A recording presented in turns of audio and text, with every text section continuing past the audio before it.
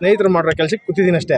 ನಾನು ಓಡೋಗ್ಬಿಡ್ತಾ ಇದ್ದೆ, ಇರ್ತಾನೆ ಇರಲ್ಲ. ನಾವು ಕಳೆದ 4 ವರ್ಷದಿಂದ ಈ ವರ್ಷ ನವರಾತ್ರಿ ಇರೋದ್ರಿಂದ ಉಪವಾಸ ಇರೋದಕ್ಕೆ ಇದ್ದೀವಿ. ಆದರೆ ಇವತ್ತು ಉಪವಾಸನ ಬ್ರೇಕ್ ಮಾಡಿಸ್ಬಿಟ್ರು ನಮ್ಮವರೆಲ್ಲ.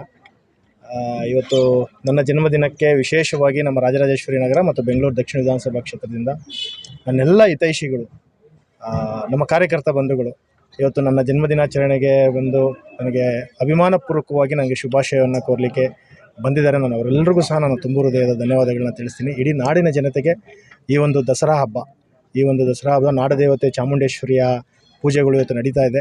ಇವತ್ತಿನಿಂದ ದಸರಾ ಹಬ್ಬ ಇರೋದರಿಂದ ಎಲ್ಲ ನಾಡಿನ ಜನತೆಗೆ, ಈ ನಾಡಿಗೆ ಸುಭಿಕ್ಷವಾಗಿರಲಿ, ಎಲ್ಲ ಜನತೆಗೆ ಒಳ್ಳೆಯದಾಗಲಿ ಅಂತ ಈ ಸಂದರ್ಭದಲ್ಲಿ ನಾನು ಶುಭವನ್ನು ಕೋರಲಿಕ್ಕೆ ಬಯಸ್ತೀನಿ. ಸರ್, ಪಕ್ಷ ಸಂಘಟನೆ, ಪಕ್ಷ ಜವಾಬ್ದಾರಿ ಏನು ಕೊಡುತ್ತೋ ಅದು ಶಿರಸಾವಹಿಸಿ ಮಾಡುವಂಥ ಸೈನಿಕ ನಾನು. ಪಕ್ಷ ನಾನು ಮೊದಲೇ ಹೇಳಿದ್ದೀನಿ, ಕಸ ಗುಡಿಸೋ ಪಾರ್ಟಿ ಆಫೀಸಲ್ಲಿ ಕಸ ಗುಡಿಸು ಅಂದ್ರೂ ಕಸ ಗುಡಿಸುವಂತಹ ಜವಾಬ್ದಾರಿಯನ್ನು ಮೈ ಮೇಲೆ ಎತ್ಕೊಂಡು ಹೆಗಲಿಗೆ ಏರಿಸ್ಕೊಂಡು ಮಾಡುವಂಥ ಒಂದು ಮನಸ್ಥಿತಿ ನನ್ನದು. ಪಕ್ಷ ಯಾವುದೇ ಕೆಲಸ ಕೊಟ್ಟರು ಜವಾಬ್ದಾರಿಯುತವಾಗಿ ನಿರ್ವಹಿಸುವಂಥ ಕೆಲಸವನ್ನು ಮಾಡ್ತೀವಿ.